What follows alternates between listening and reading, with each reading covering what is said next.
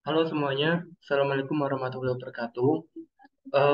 Di sini aku sama Silvi akan menjelaskan materi tentang fuzzy logic praktikum. Sebelumnya aku minta maaf kalau kemarin itu dari aku sama Silvi gak bisa ngajar secara offline dan secara online karena dari kami berdua ada halangan gitu. Dari aku sama Silvi, mohon maaf sebanyak-banyaknya ke kalian. Nah, di sini baik lagi ke topik utama. Kita akan membahas yang namanya fuzzy logic. Fuzzy logic ini adalah salah satu logika di dalam kecerdasan buatan atau AI. Nah, definitionnya kurang lebih begini. Jadi, fuzzy logic itu merupakan logika yang bernilai banyak, di mana nilai kebenaran variabel dalam bilangan real itu antara 0 dan 1. Jadi, bisa dikatakan ini adalah ketidakpastian. Jadi fungsi logik ini untuk menggambarkan yang namanya ketidakpastian. Aku ambil contoh seperti ini. Jika seseorang punya tinggi 1,8 meter, nah 1,8 meter itu sudah dikatakan tinggi. Lalu bagaimana dengan 1,79 atau 1,81? Jadi fuzzy logic itu kurang lebih menggambarkan hal yang seperti itu. Jadi fuzzy logic itu bagaimana kita menggambarkan ketidakpastian dari bilangan real antara 0 dan 1. Nah, kemudian tujuannya adalah untuk menjembatani dari bahasa mesin yang presisi dengan bahasa manusia, di mana ini menekankan pada makna atau arti. Jadi, bisa dikatakan yang ditekankan pada arti dari itu sendiri. Nah, body logic umumnya diterapkan pada masalah-masalah yang mengandung unsur ketidakpastian, seperti yang tadi kita bilang, atau ketidaktepatan, imprecise. Nah, jadi fuzzy logic ini digunakan untuk mencari solusi dari permasalahan yang tidak pasti. Aku share catatanku aja deh sekalian. Jadi, kurang lebih gini guys. Jadi ya, eh, contohnya adalah, tadi aku bilang, seseorang itu dikatakan tinggi apabila, share dulu sih, kayaknya belum kelihatan ya gambar share screen-nya, aku pakai share screen dulu. Nah, jadi seseorang itu dikatakan tinggi jika badannya lebih dari 1,7 meter. Terus bagaimana dengan orang yang 1,699 atau 1,65 meter? Apakah termasuk kategori orang yang tinggi? Nah, menurut persepsi manusia kan orang mempunyai tinggi badan sekitar 1,7 meter. Nah, itu dikatakan kurang lebih tinggi atau agak tinggi. Jadi itu benar-benar ketidakpastian. Terus, misal kecepatan pelan didefinisikan sampai di bawah 20 km per jam. Terus bagaimana dengan 20,001 km per jam? Apakah masih bisa dikatakan pelan? Jadi manusia kan berpikir bahwa 2,001 itu dikatakan dari kecepatan agak pelan. Jadi ketidakpastian dalam kasus-kasus ini disebabkan oleh kaburnya pengertian atau definisi. Jadi balik lagi bahwa uji logik itu sangat ditekankan pada arti. Jadi itulah alasan kenapa fuzzy logic itu lebih ke definisian dan mengatasi suatu hal ketidakpastian. Kemudian logika fuzzy atau fuzzy logic itu dikembangkan oleh salah satu ilmuwan matematika yaitu Lotfi Zadeh, di mana tulisannya itu pada tahun 1965 tentang teori himpunan fuzzy, di mana teori himpunan fuzzy digunakan sebagai kerangka matematis untuk menangani masalah ketidakpastian, seperti yang bilang dari tadi, di mana itu bisa ketidakpastian, ketidakjelasan, ataupun dapat digunakan untuk kekurangan informasi. Itu. Nah, selanjutnya ya, share lagi. Nah, jadi udah jelas ya bahwa fuzzy logic ini untuk yang namanya ketidakpastian. Kemudian, strength atau kekuatan. Sistem yang dibangun dengan logika fuzzy atau fuzzy logic dapat bekerja dengan berbagai jenis input, baik yang tidak presisi, terdistorsi, maupun mengandung informasi yang noise. Jadi bisa jadi apa aja itu inputannya. Cuman kalau di contoh yang akan aku kasih itu inputannya ya inputan biasalah angka gitu-gitu, integer, float. Nah, kedua, rancangan sistem fuzzy logic cukup mudah dan dapat dimengerti. Nah, yang ketiga, logika fuzzy atau fuzzy logic hadir dengan konsep matematika dan teori himpunan dan penalarannya cukup sederhana. Nah, yang keempat, dapat memberikan solusi yang sangat efisien untuk masalah kompleks di semua bidang kehidupan karena menyerupai penalaran dan pengambilan keputusan manusia. Karena di berbagai ada input, ada outputnya, terus digunakan fuzzy logic. Nanti akan dijelaskan lebih lagi. Kemudian fuzzy logic dapat dikodekan dengan menggunakan lebih sedikit data sehingga tidak menempati ruang memori yang besar.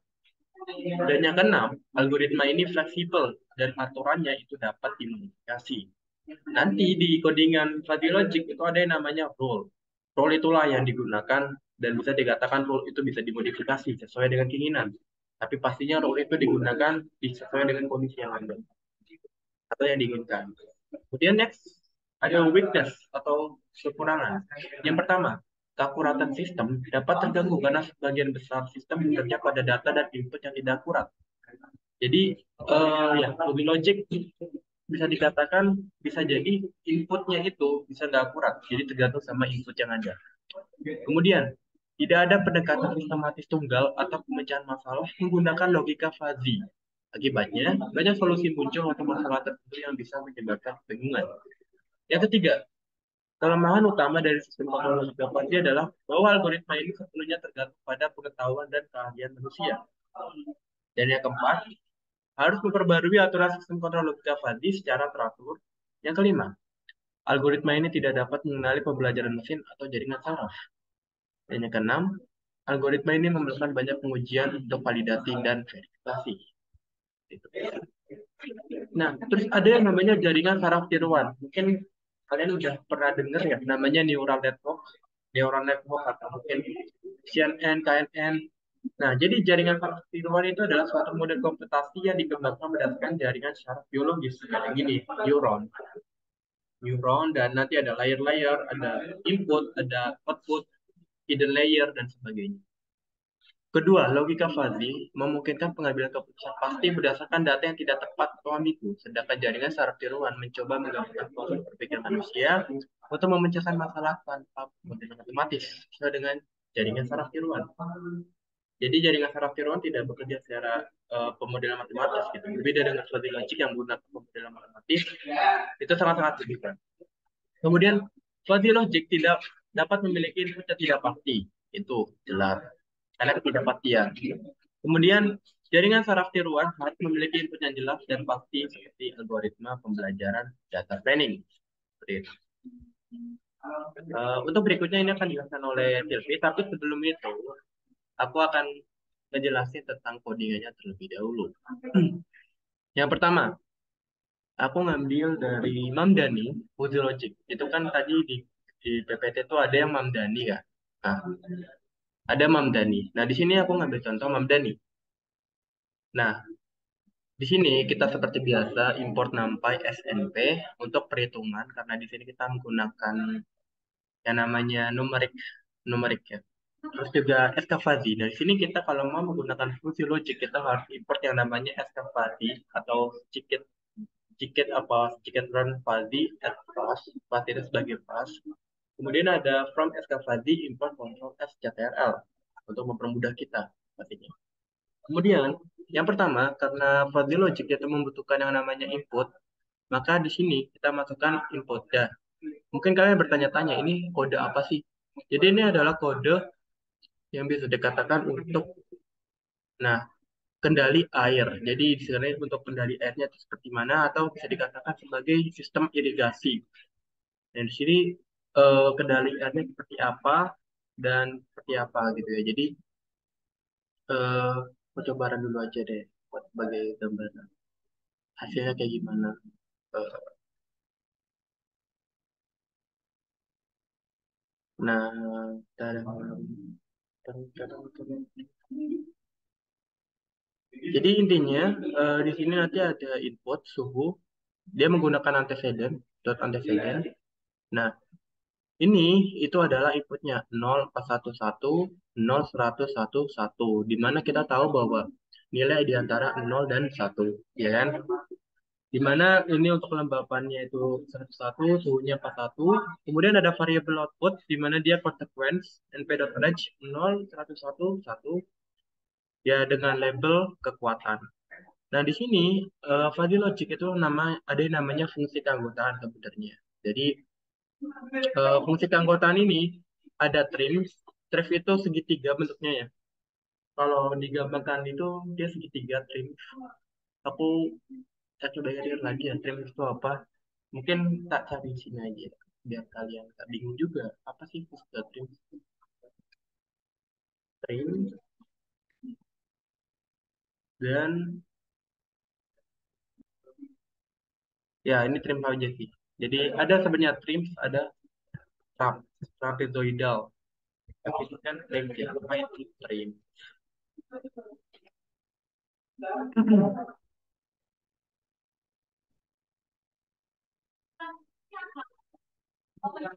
Kita pakai ini, kita belajar bareng-bareng di project. Ya, berbentuk segitiga. Jadi, ya itu fungsi keanggotaan berbentuk segitiga. Aku coba buka lagi. Kita belajar bareng-bareng di sini. Oh iya.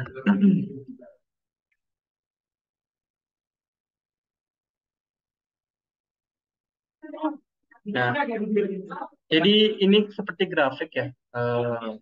Kayak gini. Di mana trim ini dia terdiri dari tiga nilai. Yang pertama ada kalau dingin, aku ambil contoh dingin ya. Fungsi keanggotaannya itu 0, 0, 20. Nah, 0 itu yang terkecil, 20 yang terbesar, 0 itu bisa dikatakan tidak terakhir. Nah, kemudian ada normal. Normal itu 10, 20, 30. 10 itu nilai terkecil, 30 nilai terbesar, 20 itu nilai tengah. Terus ada 20, 40, 40. Nah, 20 itu nilai terkecil, 40 itu nilai sedang atau menengah. 40 itu nilai tingginya. Jadi itu yang diharapkan sebenarnya. Gitu. Jadi ini bisa kita ambil 20. Tapi ya di sini kita ambil 40 lah. Itu nilai menengahnya.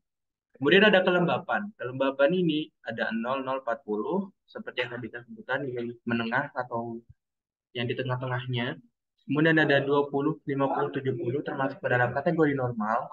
Ada 60, 80, 100 termasuk ke dalam kategori tinggi.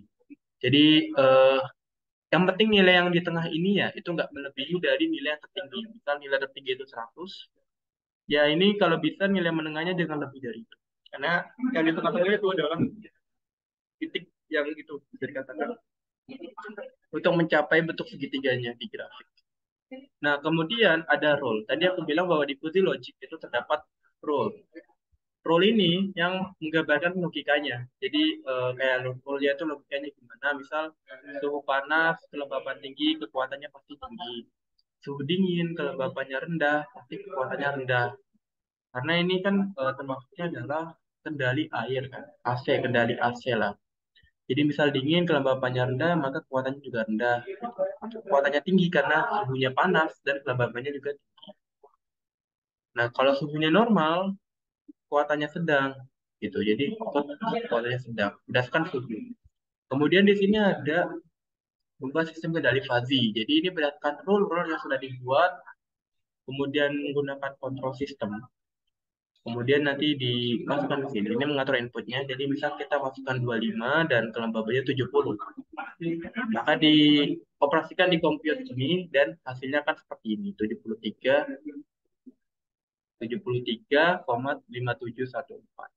Bla bla bla bla bla ya termasuk ke dalam nilai fuzzy logic. Terus kalau misalkan kita masukkan ke misal gini aja deh. Kita masukkan bahwa suhu ini tuh adalah suhu normal. Normal itu kalau di suhu itu adalah 10, 20, 30. Maka kita masukkan ke dalam 40, 40 deh. 40. Dia akan masuk.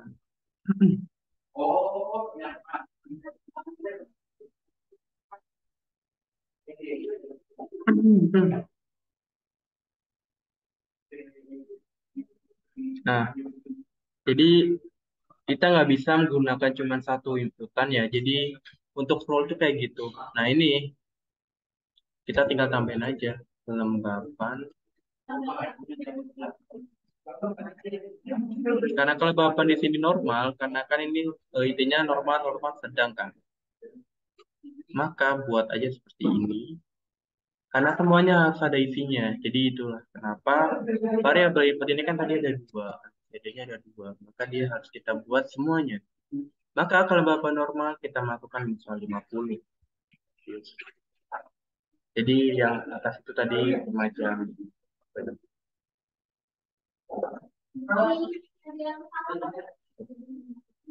ya, jadi hasilnya adalah 90 seperti itu. Hmm, Bentar guys, bentar guys.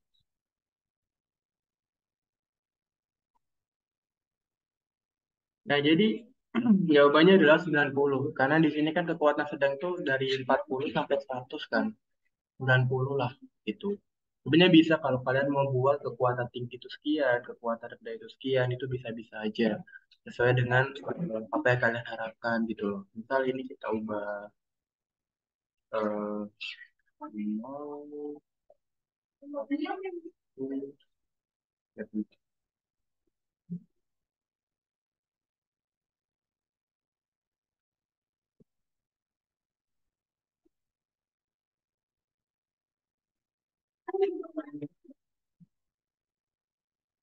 Sebenarnya aku ada codingan lagi yang lain yang akan kita tunjukkan tapi di Google Colab.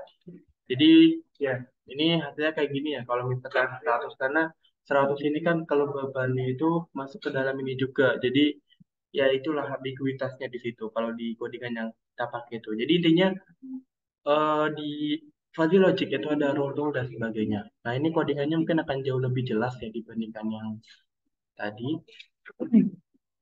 Nah di sini aku tercerah jadi. Nah di sini eh, di Google Colab itu ada namanya kita harus install pip install pip fuzzy. Kalau tadi kan SK fuzzy kan. Nah ini harus jalan menerus like this. Kalau kita mau pakai mau jalanin kodenya kita harus ngejalanin itu terus menerus. Kemudian di sini nanti selanjutnya kita import numpy snp dan seperti tadi SK fuzzy fuzzy. Nah ini sedang di itu. Kemudian, nah berhasil kita import sampai SNP. Nah, berhasil Matplotlib ini untuk menampilkan grafik atau pie plot grafik melalui titik-titik dan sebagainya. Kemudian ada ini nilainya dari 0 sampai 10 menggunakan delta 0,01. Kalau delta ini sebenarnya tujuannya dia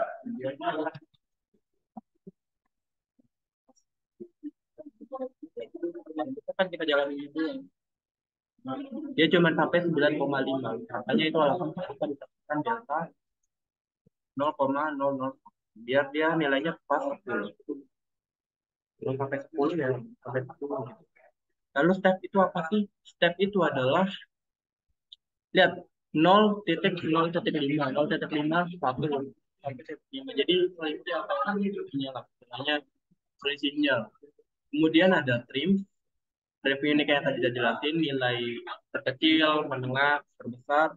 Nah, di sini ada namanya trapezoidal, di mana itu dia dari 4 sampai 10. Di mana untuk trapezoidal ini itu apa sih trapezoidal? Apa itu trapezoidal? Nah, trapezoidal tadi ya guys, ya guys.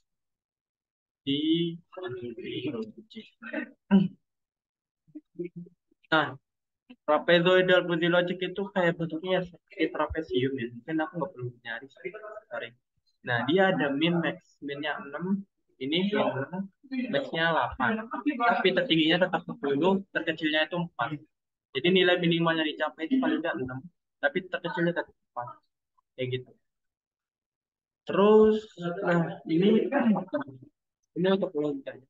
Jadi kayak tadi kan untuk trip itu dari 0, makanya ini trimnya dari 0 sampai ke 10. Tapi ini ditulis cuma sampai 9,5. Terus ini bentar, ada ini 4 sampai 10 karena dia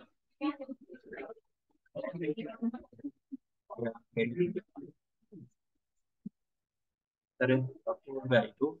Kemudian nah kurang lebih ini logikanya si atau rule yang kurang lebih. Jadi rule dari sini atas. Kemudian ini untuk pengaturan dari tampilannya. Ini opsional kalau kalian mau menampilkan silakan kalau tidak. Cuma ini basicnya. Jadi face scale-nya 1,5 itu ukurannya, terus nanti ukurannya 0,4 size-nya dan 4,8. Sebenarnya ini ada 3, jadi nanti berbeda dengan tiga gitu, 3 row. Tapi aku cuma pakai satu aja. Kemudian ini untuk gambarnya. Nah, ini kan berdasarkan 3 row kan. Jadi untuk fuzzy logicnya tuh dia untuk trace-nya seperti ini. Ini trace yang segitiga biru, trapezoidal itu yang ini. Nah, kelihatan ya. Terus kalau kalian lihat, ini tuh 0,4, ini kan 0,5 ini kan rim kan. 4 sampai 10 itu trapezoidal. Ada kayak gini. Nyo. 0,5, 4, 10 kayak gitu. Gitu guys. Jadi kurang lebih kayak gitu sih. Ini fusion or ini opsional sih. Cuman karena kebetulan di aku dapat info atau infonya tuh kayak gini. Cuman yang kita fokusin di atas aja. Kalau kalian bingung kok 1.0 atau apa ini tergantung dari settingan ininya ya. Karena di sini kan pokoknya satu ya. Atau ya kurang lebih kayak gitu. Jadi tergantung settingan di network kalian. Nah, kurang lebih gitu untuk codingan dan sebagainya. Untuk berikutnya yaitu jenis-jenis dari Fuzzy, dari Mamdani, Sugeno, Sukomoto itu akan dijelaskan oleh Silvi. Oke, jadi di sini aku bakalan melanjutin penjelasan dari Dejan, yaitu untuk beberapa metode utama fuzzy logic. Nah, sebenarnya untuk metode dari fuzzy logic sendiri itu algoritmanya bukan cuma tiga ini, tapi ada beberapa yang lainnya. Cuman dari ketiga metode ini yang paling populer dan juga sering digunain gitu. Oke, kita langsung bahas dari yang pertama ada fuzzy Mamdani. Nah, fuzzy Mamdani ini merupakan salah satu metode dalam logika fuzzy yang digunakan untuk mengambil keputusan berdasarkan bahasa dan juga himpunan fuzzy gitu. Nah, untuk metode ini biasanya itu sering banget digunain buat aplikasi seperti kendali sistem otomatis atau pengambilan keputusan kayak false atau true gitu. Dan juga aplikasi-aplikasi lainnya. Untuk keuntungannya sendiri biasanya Fuzzy Mamdani ini eh, dapat mengatasi ketidakpastian dengan baik dan juga cocok untuk situasi di mana aturan algoritmanya itu berbasis bahasa. Karena dia itu lebih mudah dipahami dan diterapkan gitu. Jadi biasanya Fuzzy Mamdani ini paling populer sih. Oke, lanjut. Ada Fuzzy Sugeno. Untuk Fuzzy Sugeno ini berbeda sama Fuzzy Mamdani. Perbedaannya tuh cukup signifikan. Jadi kalau Fuzzy Sugeno ini biasanya digunain buat ngambil keputusan berdasarkan aturan linguistik, tapi outputnya tuh berbeda. Kalau outputnya dari Fuzzy Sugeno ini, dia dalam bentuk matematis yang eksplisit atau matematis yang jelas, yaitu outputnya berupa nilai numerik atau bilangan numerik gitu. Untuk Fuzzy Sugeno ini sering digunain buat aturan yang menghubungkan antara masukan dengan keluaran. Jadi antara input dan juga outputnya itu eh, kayak berkesinambungan gitu. Jadi ada apa ya? Ada hubungannya gitu. Dan antara input dan juga outputnya itu juga dalam bentuk persamaan matematis. Sedangkan kalau yang Fuzzy Mamdani itu outputnya itu dalam bentuk himpunan fuzzy gitu. Nah, biasanya Fuzzy Sugeno ini cocok untuk kasus di mana yang outputnya itu memang numerik gitu atau terukur secara langsung. Beda sama yang Mamdani. Oke, yang selanjutnya ada Fuji Tsukamoto. Kalau untuk Fuji Tsukamoto ini, dia adalah penyempurna dari Fuji Mamdani. Nah, untuk Fuji Tsukamoto ini biasanya dia menggabungkan elemen-elemen dari Fuji Mamdani dan juga Fuji Tsukamoto. Yang digabungkan itu adalah aturan-aturan linguistik seperti Fuji Mamdani dan juga fungsi keanggotaan yang ada pada Tsukamoto ini. Yang tujuannya untuk mengukur sejauh mana sih aturan-aturan yang mempengaruhi output itu. Jadi intinya kalau Fuji Tsukamoto itu dia adalah penyempurna dari Fuji Mamdani gitu. Nah, untuk keuntungannya sendiri, kalau Tsukamoto itu dia menggabungkan antara Fuji yang memiliki kemampuan model matematis untuk menghasilkan keluaran numerik gitu. Jadi kalau Tsukamoto itu keluarannya numerik, sedangkan kalau yang Mamdani itu dalam bentuk himpunan fuzzy gitu. Terus fuzzy Tsukamoto ini biasanya juga digunakan dalam berbagai bidang, contohnya sistem kendali otomatis. Lalu ada pengambilan keputusan kayak false and true tadi, terus ada analisis risiko, ada sistem expert, dan beberapa aplikasi lainnya.